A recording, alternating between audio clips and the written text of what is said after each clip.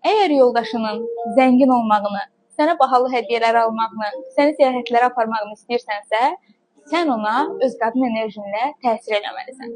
Qadının enerjisi yüksək olduğu zaman bu kişiyə güc verir və onun varlanmasına səbəb olur.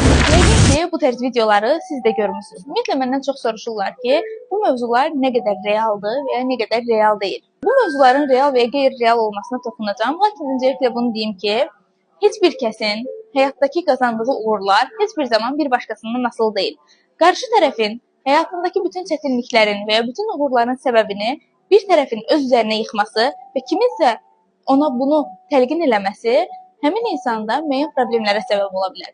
Çünki biz insanların bu həyatda kontrol edə bildiyimiz və kontrol edə bilmədiyimiz məsələlər var.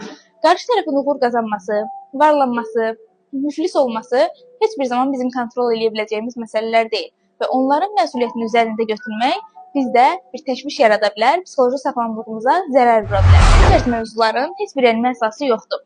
Ola bilər ki, münasibətin qaydasında getməsi insana motivasiya verə bilər və o, həyatın digər sferaları içində daha həvəsli, daha istəkli ola bilər və bu da onun uğur qazanmasına səbəb ola bilər. Lakin bu tamamilə həmin insanın özü ilə əlaqəlidir və bunun enerjisel faktorlarla heç bir əlaqəsi yoxdur.